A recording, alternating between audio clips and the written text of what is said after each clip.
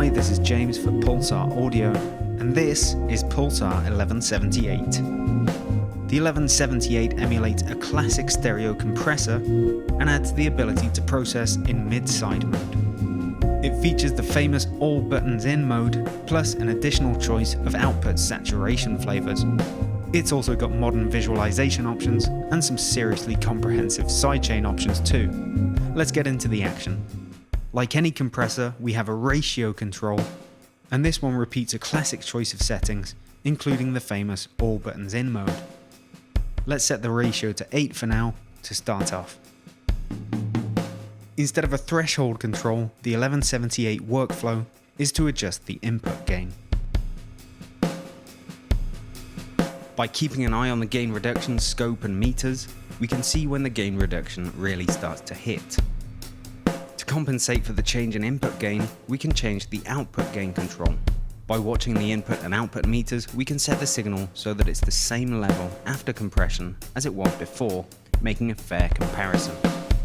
Here's what it sounds like with the 1178 bypassed. And now we'll kick it back in.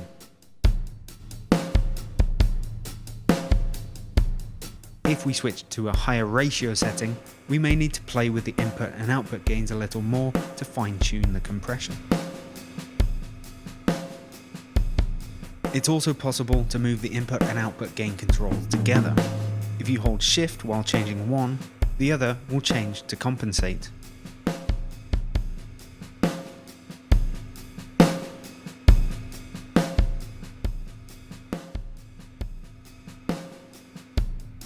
Let's try it out with the famous all buttons in mode.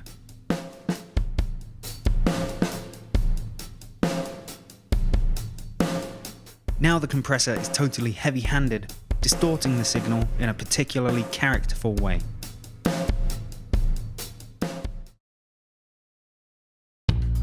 The 1178 is, technically, two RevH 1176 units that can act together as a stereo pair.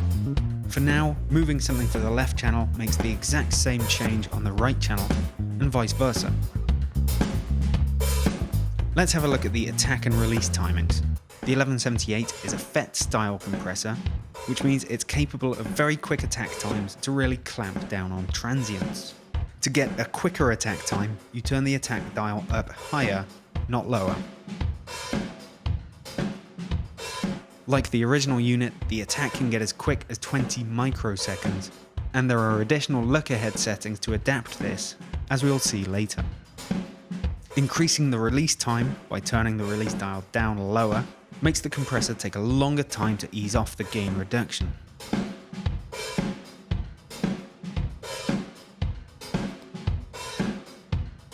You can usually make the compressor more breathy and pumpy, or more controlled and heavy-handed, by experimenting with the release dial.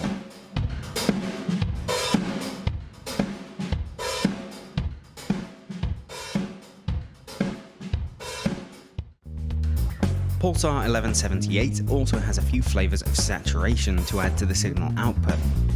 We'll check them out on a bass after choosing a preset. The name of each preset suggests an amount of gain reduction that we should shoot for.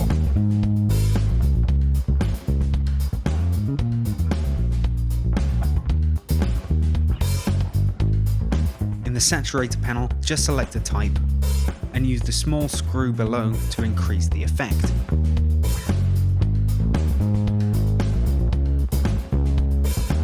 The compression response can be affected by any saturation that you add. Tape mode introduces a tape-style saturation.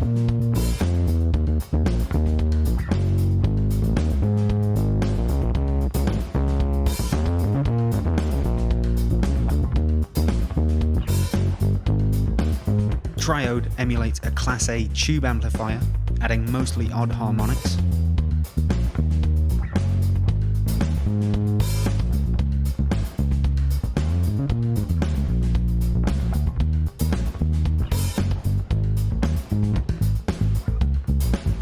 Warm is a subtler distortion that acts more on high frequencies.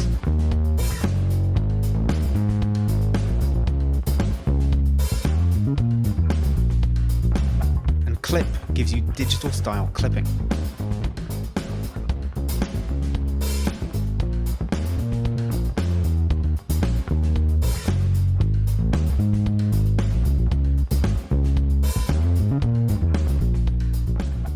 Here in the top left, we have some particularly comprehensive options for the sidechain signal. The most obvious thing is the EQ, where we can set up a high-pass filter on the sidechain circuit, just like on many other compressors. In this case, the amount of gain reduction caused by the kick now gets far lower, closer to the amount that's caused by the snare.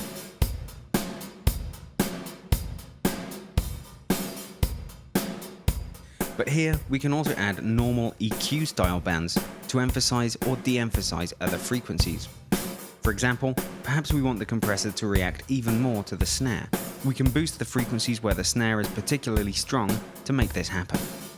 Remember, the EQ changes made here will only affect the sidechain signal and won't actually be audible on the main output signal. To hear exactly what's happening to your sidechain signal, you can audition it on its own using the headphones button.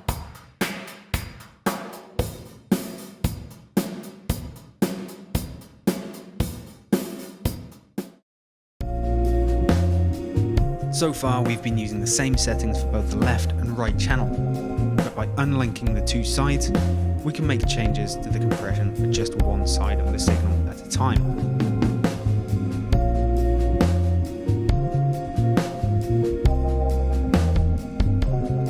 This switch activates mid-side mode. Now the top strip of controls will compress just the mid signal, i.e. everything in the very center of the stereo field, and the bottom strip will compress just the side signal, i.e. everything not in the very center of the stereo field.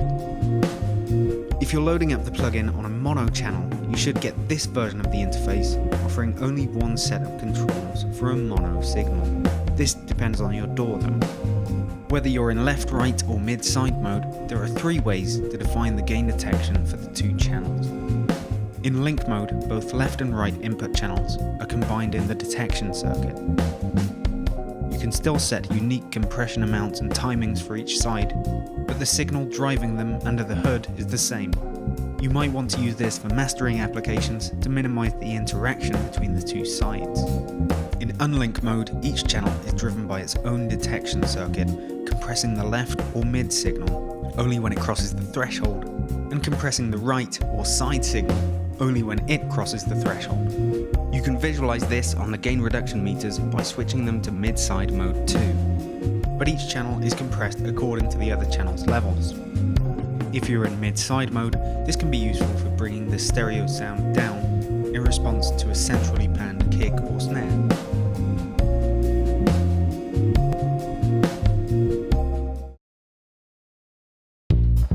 Here in the leftmost panel, we can choose to use the internal signal as the sidechain, as usual, or drive the compression from an external signal. The external sidechain gain slider lets you turn up the external signal to change how easily compression is triggered.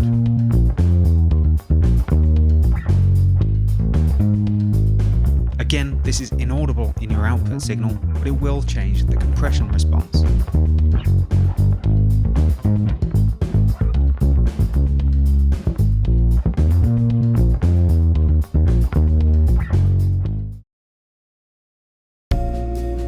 We can introduce look ahead or look behind by switching on the look ahead latency switch. This makes your DAW introduce a plug-in delay compensation fixed at 20 milliseconds. To the left of the slider's range, we introduce up to 20 milliseconds of look ahead, which can help us clamp down on transients, making the compressor act slightly before they happen. To the right, we introduce up to 10 milliseconds of look behind, which delays the compression action to help transients pop through.